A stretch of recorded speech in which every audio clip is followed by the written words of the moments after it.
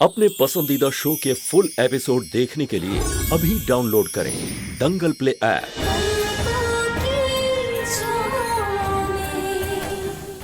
कुछ समझ ही नहीं आ रहा क्या करें। हे कान्हा जी, अब आप ही कोई रास्ता दिखाइए, मदद करिए हमारी प्लीज। यार इससे पहले कि जगरानी और हमारे गैंग के लोग मुझे ढूंढना शुरू कर दें, मुझे यहाँ से निकल जाना चाहिए।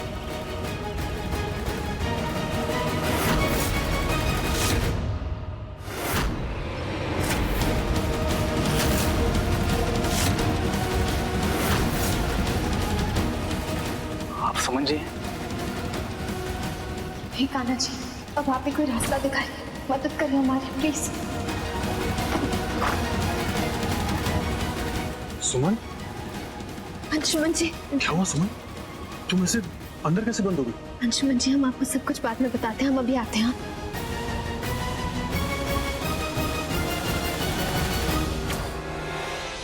सुमन जी? जी हाँ, हम ही सुमन है। देखिए, आपको डरने की कोई जरूरत नहीं है। चंदा माँ जी आपका कुछ नहीं बिगाड़ पाएंगी। आपको सुरक्षित रखने की जिम्मेदारी हमारी है। आप बिल्कुल भी चिंता मत कीजिए। बस जल्दी से हमें बता दीजिए कि आप चंदा माँ जी के बारे में क्या जानते हैं। देखिए, सबसे पहली बात तो वो चंदा नहीं है, जगरानी है, हमारी सरदार।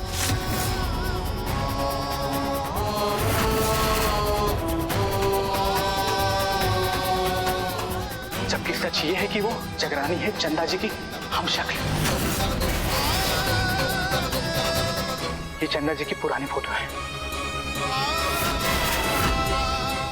क्या आप ये सच हमारे परिवार वालों को बता सकते हैं? मतलब हमारे दादाजी, हमारी माँ, हमारे पापा, इन सबको आप चलकर ये सच बता सकते हैं। देखिए, आप जितने पैसे मांगेंगे हम देने को तैयार हैं, लेकिन ये सच सबके सामने आना चाहिए।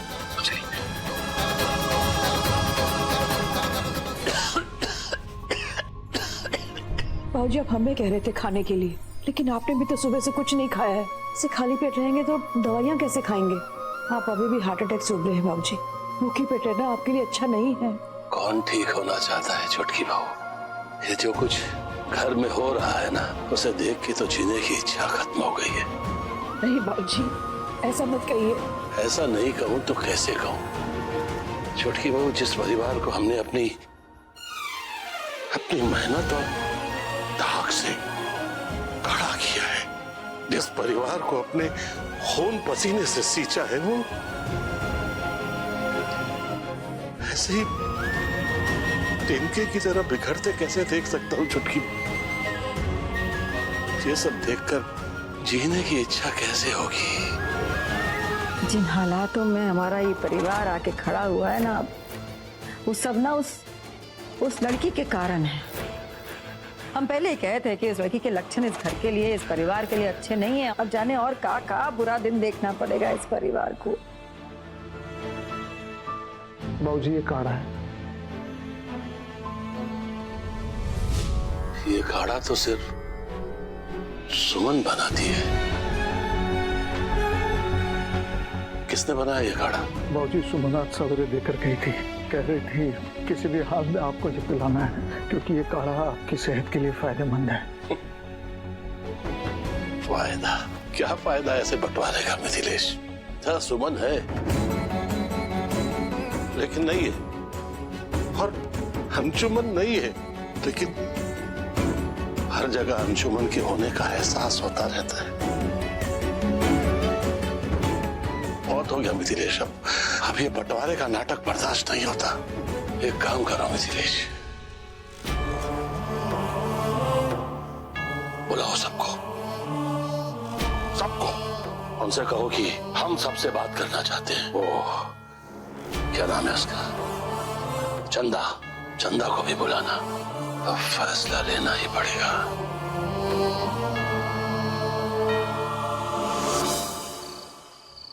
माँ जी, आप यहाँ क्या कर रही है? पता नहीं बेटा, हम बहुत परेशान हैं। हमें ऐसा लगता है कि इस परिवार का बंटवारा करा के हमने अच्छा नहीं किया। तुम्हें ये बात नहीं जची ना? तुम्हारी नजर में तो हम ही दोषी होंगे, पर बेटा भगवान कसम, हम सिर्फ इतना चाहते हैं कि तुम्हारा भविष्य सुरक्षित रहे। अगर तुम्हें लगता है ना कि हमने गलत किया है, तो हाथ पकड़ के हमें निकाल दो इस घर से। ये हक है तुम्हारा, निकाल दो माँ जी, हमें। ये क्या कह रही हैं आप माँ है मेरी, जन्म दिया है आपने मुझे।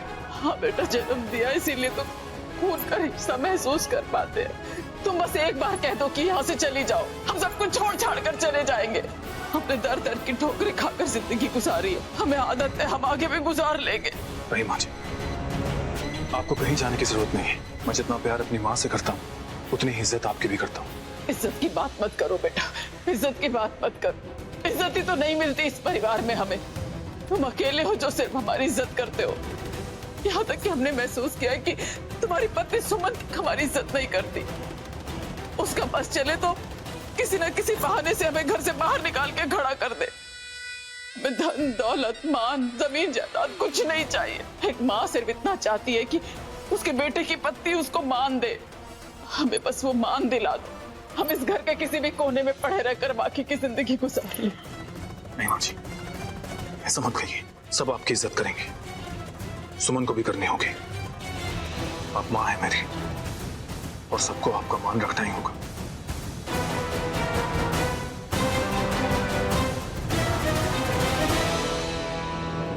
भैया चलिए, दादाजी ने आप दोनों को और सुमन को हॉल में बुलाया है।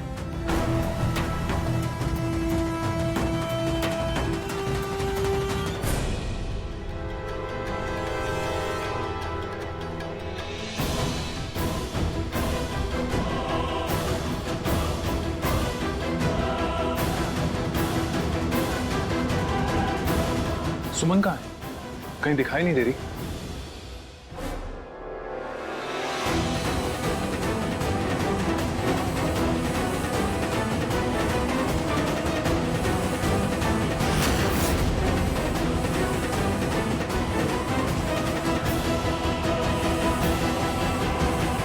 पता नहीं नंदन कहाँ रह गया।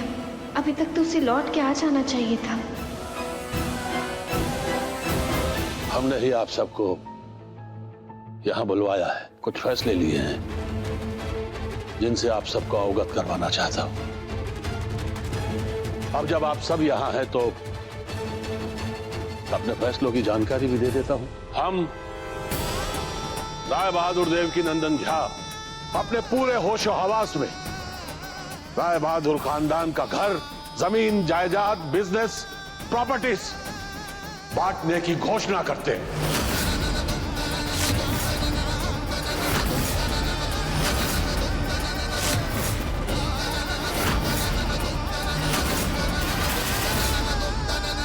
बाबूजी क्या कर रहे हैं आप? बाबूजी, हमारे खानदान के जायदाद पर इस लड़की का और आयुष्मान का कोई हक नहीं है। और वो जो है ना, वो चंदा, वो तो ठहरी लालची, नीरी, भूखी है पैसा की। वो जो चाहती है ना, वो मत करिए बाबूजी, आप मान जाइए। बड़की बहू,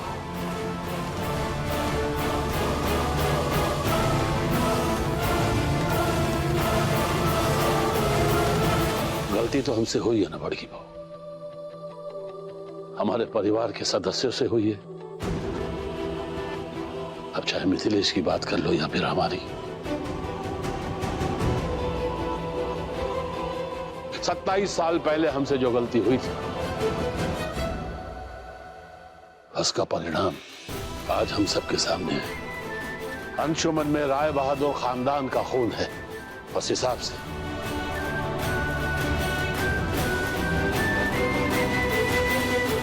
राय बहादुर खानदान की सारी मिल्कियत में अंशुमन का बराबर का हिस्सा।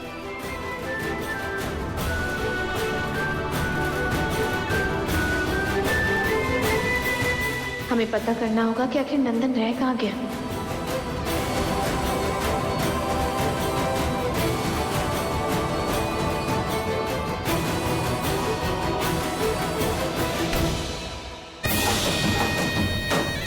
क्या हुआ बहू रानी तुम्हारी चुनौती का?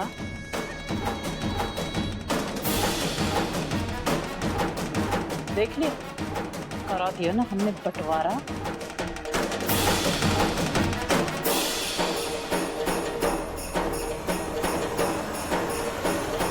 मिथिलेश जी बाबूजी। हमने वकील साहब से कुछ पेपर्स तैयार करवाए हैं, जाकर लेकर आओ। जी। दादाजी इन सबकी जरूरत नहीं है। मुझे कुछ नहीं चाहिए। जब मैं इस परिवार का हिस्सा नहीं बन सका तो जमीन जायदाद और बिजनेस में हिस्सा लेकर मैं क्या करूंगा?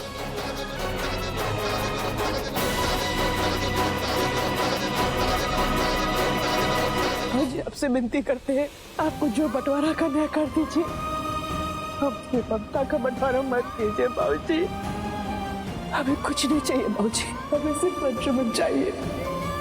हमें सिर्फ अंशुमन का हक चाहिए बाबूजी। उसके बिना हम नहीं जी पाएंगे, उसके बिना हम नहीं जी पाएंगे बाबूजी।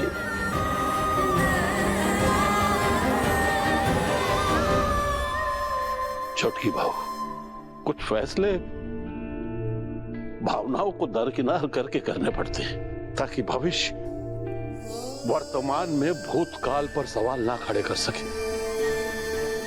सत्य को साक्ष्य की आवश्यकता नहीं होती छोटकी बहू। और सच यह है कि बच्चे पर उसको पैदा करने वाली मां का हक होता है, और वो है चंदा।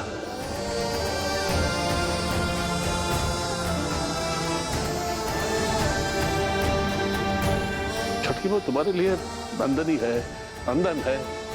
बेटी, भावनाओं को नियंत्रण में रखो छोटकी बहू, और मन को कठोर करके हमारे फैसले को स्वीकार करो।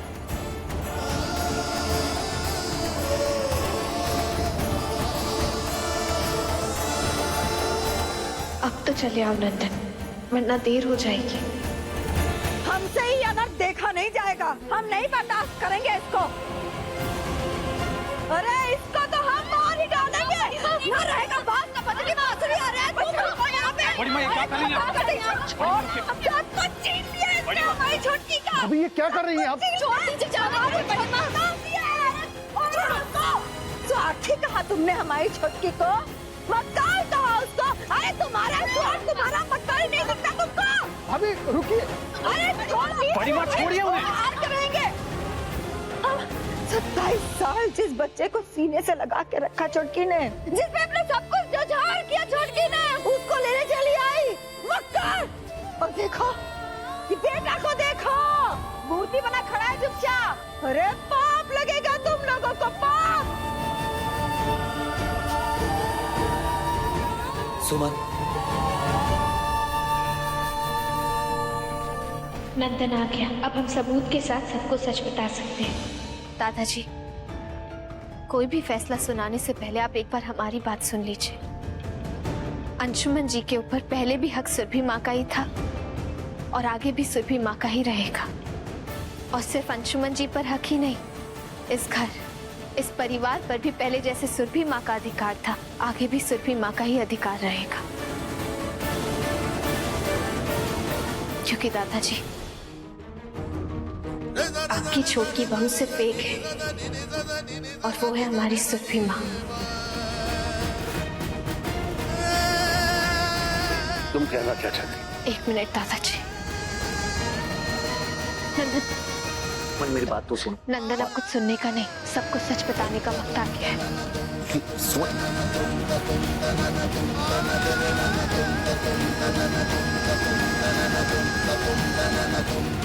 हमने अपने आप से वादा किया था कि चाहे कुछ भी हो जाए, हम चंदा माँ जी को घर का बंटवारा नहीं करने देंगे।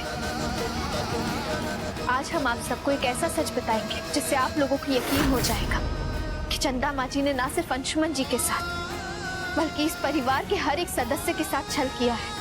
इन्होंने इस घर के बंटवारे के लिए एक साजिश रची थी। सुमन, तुम जो भी बोलने जा रही हो सोच समझ कर बोलो, क्योंकि जिन पर तुम सवाल खड़े कर रही हो वो माँ है मेरी।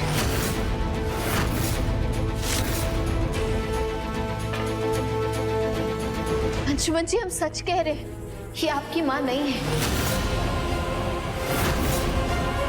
इन्होंने सिर्फ आपसे ही नहीं बल्कि हमारे पूरे परिवार से झूठ बोला है, बहुत बड़ा झूठ।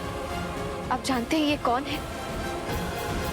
ये आपकी माँ चंदा नहीं बल्कि मुजफ्फरपुर इलाके के उस्तरा गैंग की सरदार है, और इनका नाम है जगरानी।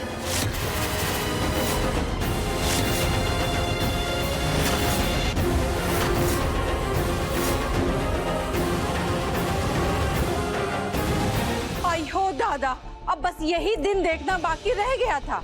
अब चोर डाकुओं की सरदारनी इस घर में हिस्सा मांगने आई है। इस लड़की की किस्मत देखो, पता नहीं कहाँ कहाँ किससे किससे रिश्ता जुड़ा। अब इसकी सास निकली डाकुओं की सरदारनी।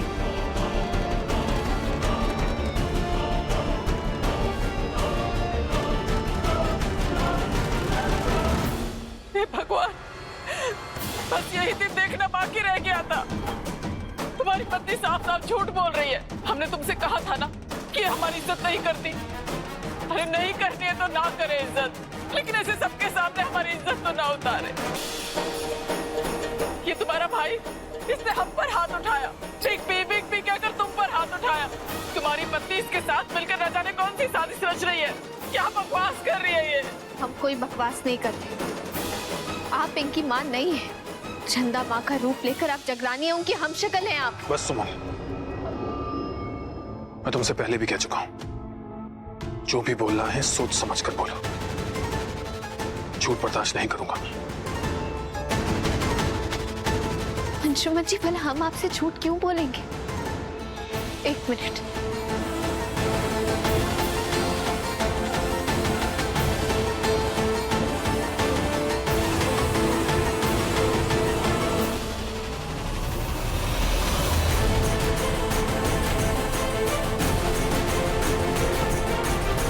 अंशुमन जी, भला हम आपसे झूठ क्यों बोलेंगे? हम जो बोलेंगे सबूत के साथ बोलेंगे। चंदा माँ का रूप लेकर ये जगरानी आपके जज्बातों के साथ खेल रही है। अंशुमन जी, ये आपकी माँ नहीं है और ये साबित करेंगे ये पेपर्स। ये आपके और जगरानी जी के डीएनए रिपोर्ट है। इसमें साफ साफ लिखा है कि ये आपकी असली माँ नहीं है। आप खुद पढ़ लीजिए।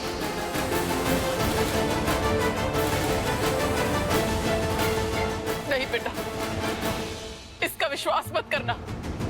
इसके भोले चेहरे के पीछे एक शातिर दिमाग है। और ये कागज तो इसका पहला पति लाया है।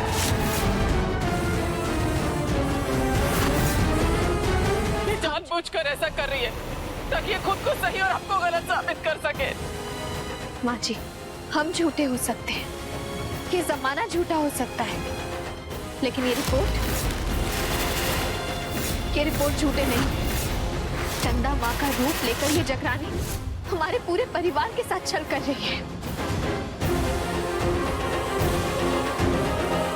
आप उनकी हमशक्ल हैं और कुछ नहीं। बस करो सुन। तुम जानते हो उन पेपर्स पे क्या लिखा है? इन पेपर्स पे लिखा है कि ये मेरी माँ है।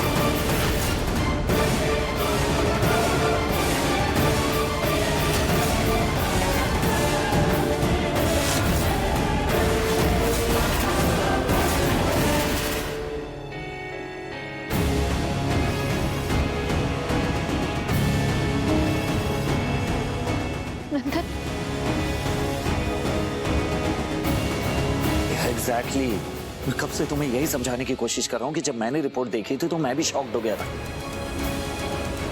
जिसे तुम चक्रानी समझ रही हो वो चक्रानी नहीं, वो वाकई बिग बी की माँ है।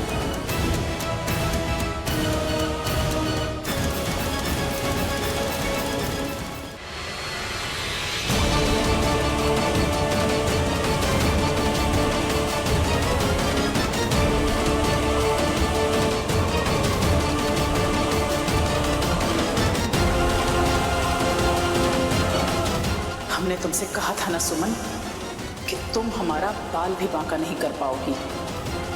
हमने अपने बाल से मिथिलेश जी के बाल को बदल दिया है। तुम डाल डाल तो हम पात पात। अब बाप बेटे का डीएनए तो मिलेगा ही।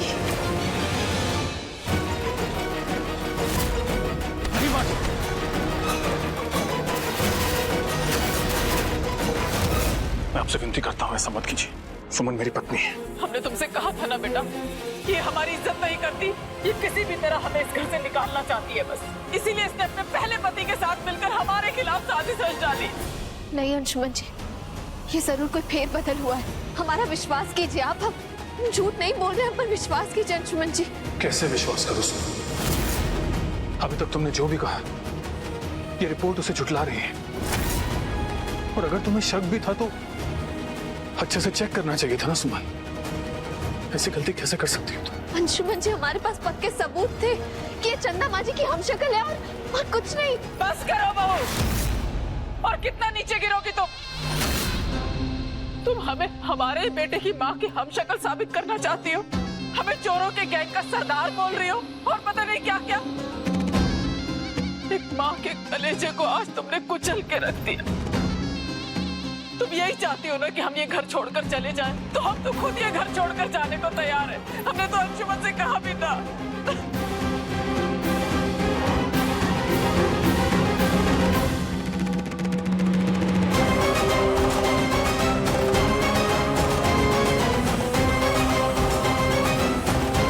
बस बेटा, अब हमको जाना होगा यहाँ से।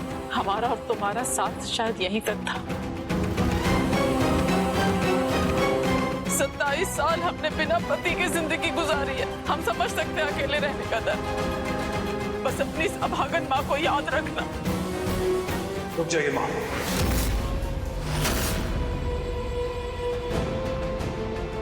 जहां आपका सम्मान नहीं, वहां मेरा सम्मान नहीं। इस घर को छोड़कर मैं भी आपके साथ चलूंगा।